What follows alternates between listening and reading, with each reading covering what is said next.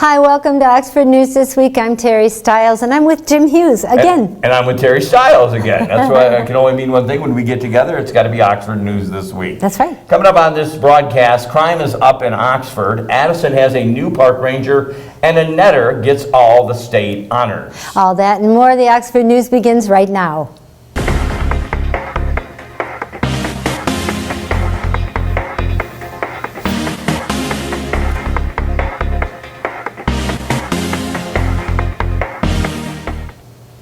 Both the township and village of Oxford saw a spike in emergency calls during the 2020 year. For the township, that was an increase of more than 7% compared to 2019.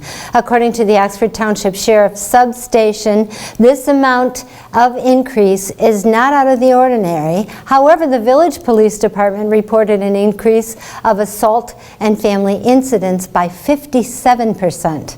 Additionally, drunk driving and drug-related offenses jumped over 40%. Police attribute the increase to many people dealing with quarantine anxiety and subsequent substance abuse issues. On a bright side, break-ins, larceny, fraud cases, and accidents are down by 45% with the advent of vaccines. The hope is business will reopen and life may return to pre-COVID conditions. Fingers crossed. And to help our local businesses, starting on January 15th, the Michigan Restaurant and Lodging Association Educational Foundation will accept applications for employee assistant grants. Applicants can receive up to $1,650. The deadline to apply is Monday, January 25th at 5 p.m. The grants are on a first-come, first-served basis. Apply to find out a list of qualifying industries that can be found on the website. It's a website. It's MRIGEF.org/MC. We'll have that listed below. Terry? Addison Township increased their volunteer park ranger group to 9 volunteers last week by adding Leonard resident Paul Ubellor. And I hope I didn't mess that up. I didn't intend to. According to Township Supervisor Bruce Pearson, Ubellor has volunteered his time to several services throughout the township and finally requested volunteer to patrol LeBode Park grounds to make sure there's no problems at any of the parks. Pearson said the rangers are the eyes and ears for the township as they have no millage to pay for a park staff. Monies to maintain the park grounds comes from the cell tower.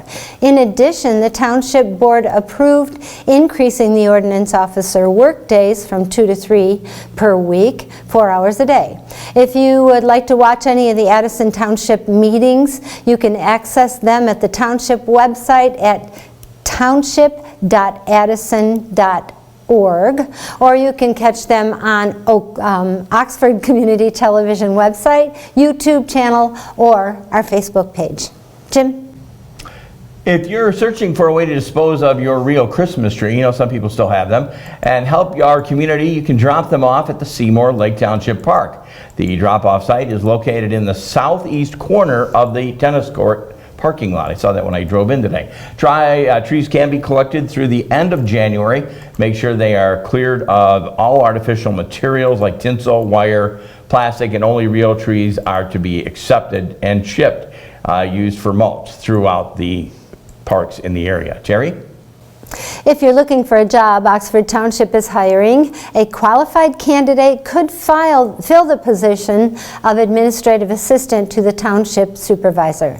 This candidate will assist the building department, planning commission, and zoning board of appeals. Mail your qualifications to the website oxfordtownship.org.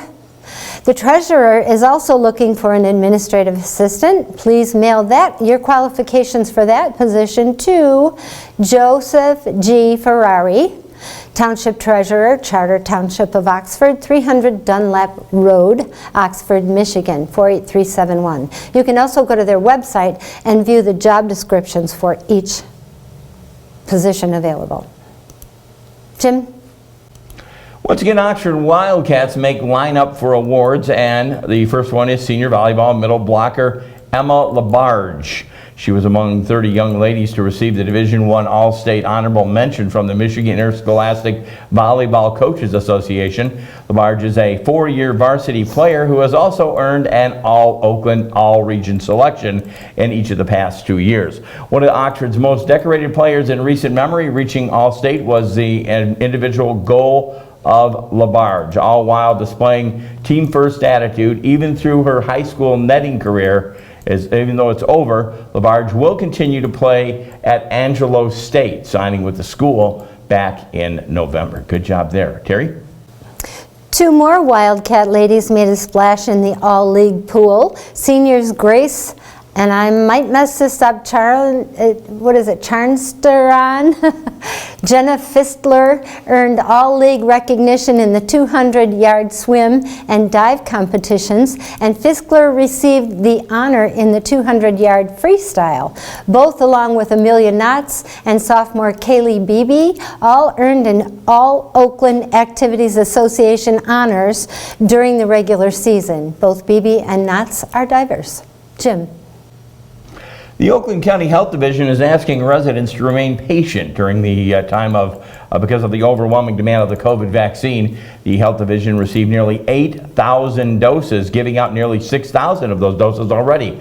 And they're scheduling an estimated 17,000 on the way, first and second dose appointments through the end of February. If you are interested in receiving a vaccine, go to the newly launched Save Our Spot. It's a link on the county website, or you can call them. I'm sure the line might be kind of busy. 800-848-5533. Everybody wants that vaccine, and they will be handling that. Back to you, Terry.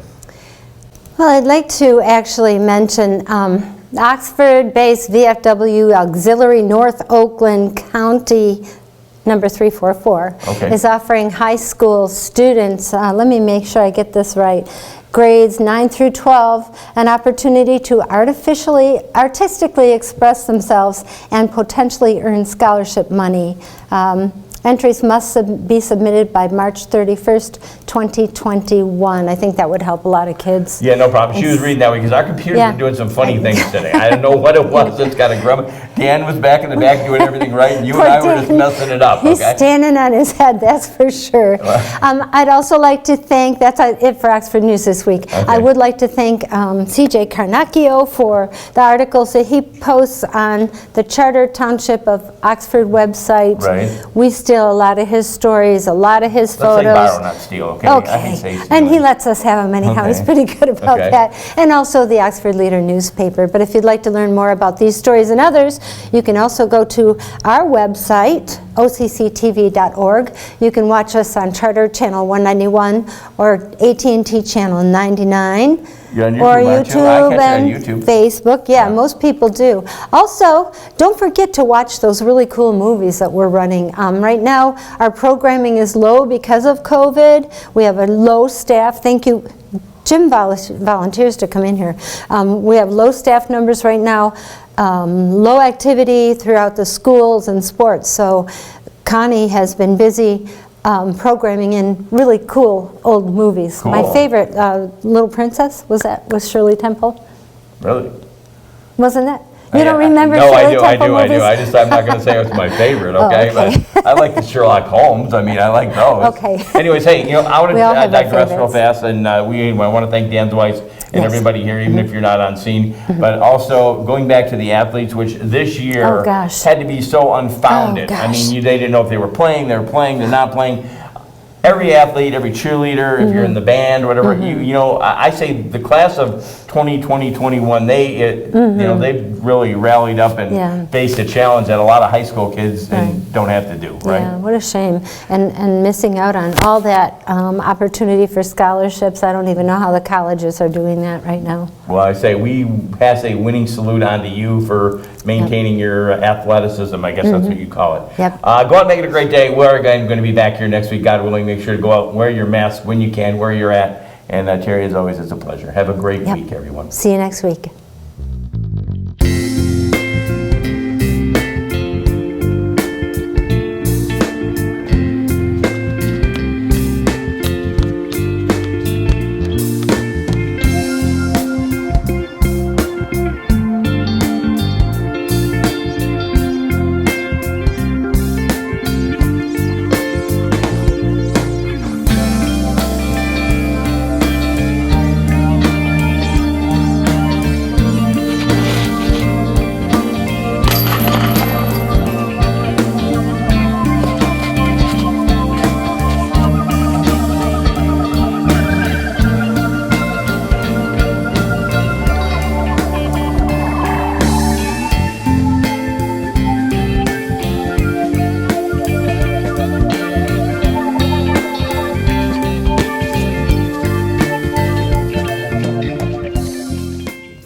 Welcome to Auto Talk. I'm Dave Kenny, and this story is taken from Automotive News.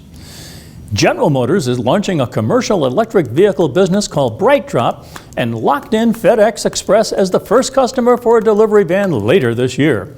The BrightDrop brand will offer electric products, software, and services, GM said on January 12th. Its products will include a commercial van known as the EV600 and an electric pallet called the EP1, which allows delivery drivers to more easily transport goods from the vehicle to customers' doors.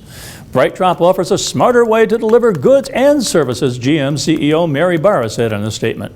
We are building on our significant expertise in electrification, mobility applications, telematics, fleet management, with a new one-stop shop solution for commercial customers to move goods in a better, more sustainable way. GM estimates that the annual market opportunity for parcel food delivery and reverse logistics in the U.S. will exceed $850 billion by 2025. Demand for urban delivery to fulfill e-commerce orders is expected to grow 78% by 2030, GM says, citing World Economic Forum. The boost in demand is expected to increase the number of delivery vehicles by 36% in the 100 largest cities worldwide. The sparse electric commercial van landscape is expected to become more crowded in the next few years as Mercedes-Benz, Ford Motor Company, and Rivian also launch offerings in the U.S. Guidehouse Insights forecasts that battery-powered light commercial vehicle sales in the U.S. will climb to about 623,000 in 2030, up from about 56,000 last year. BrightDrop will build about 500 EV600 for FedEx Express to start, Pamela Fletcher, GM's Vice President of Global Innovation, told reporters. She said the brand also has letters of intent from a number of other customers she didn't disclose. Sam Fiorini, Vice President with Auto Forecast Solutions, has said GM will build an electric commercial van at its Detroit plant starting in 2021, but the company didn't say where it will assemble the vehicle. The van, powered by GM's Ultium batteries, will be able to drive 250 miles on a full charge and have 600 cubic feet of cargo space. It'll be available to customers other than FedEx in early 2022. The EP1 electric pallet was designed to reduce package touch points cost and physical strain on delivery drivers, GM said. The pallet can carry 23 cubic feet of cargo weighing up to 200 pounds. In a pilot with FedEx couriers, we're able to handle 25% more packages per day by using the pallets. BrightDrop and FedEx Express will begin another pilot in one of the biggest urban centers in the U.S. this quarter, GM said. Our need for reliable, sustainable transportation has never been more important, Richard Smith, FedEx Express Regional President of the Americas and Executive Vice President of Global Support, said in a GM statement. BrightDrop is a perfect example of the innovations we are adopting to transform our company as time-definite express transportation continues to grow. With this new suite of products, we will help improve the safety, security, and timeliness of FedEx Express deliveries while reducing our environmental impact and protecting the well-being of our customers. BrightDrop will be led by Travers Katz, who joins the company from venture capital firm Redpoint Ventures. It initially will operate in the U.S. and Canada with sales and service going through a BrightDrop dealer network. GM declined to provide details about that dealer network, however. BrightDrop was created by GM's Global Innovation Organization led by Fletcher. The group also launched OnStar Insurance, OnStar Guardian, and GM Defense. Well, that's it for this edition of Auto Talk. I'm Dave Kenny, and we'll be right back.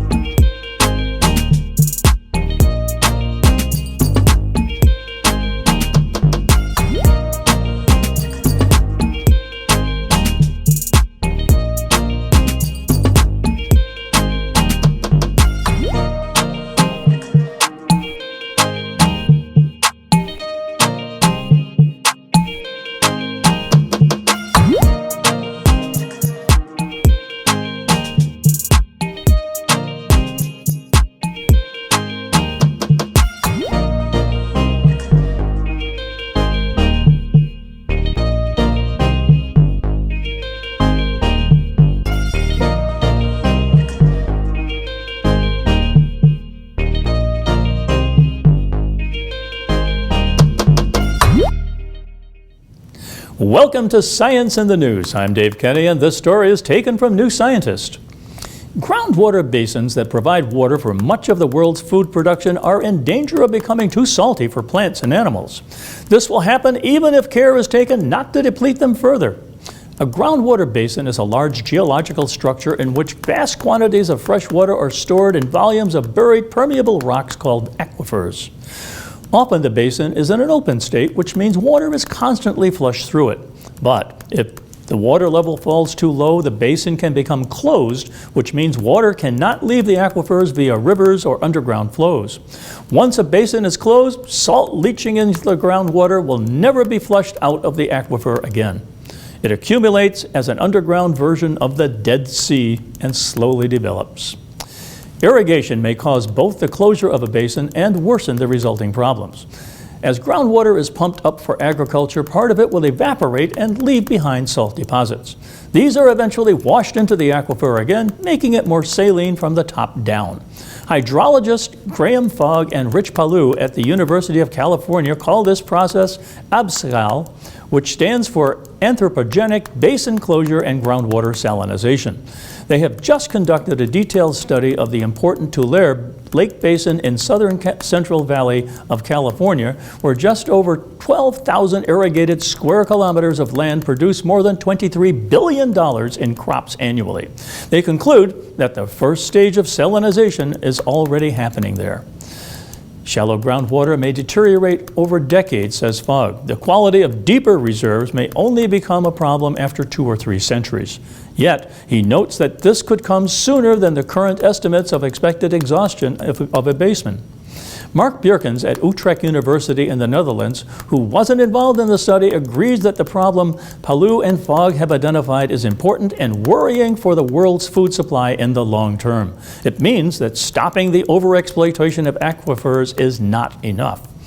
You must make them open again for a time, adding much more water than is pumped out. In many cases, that won't be realistic, says Bjerkens.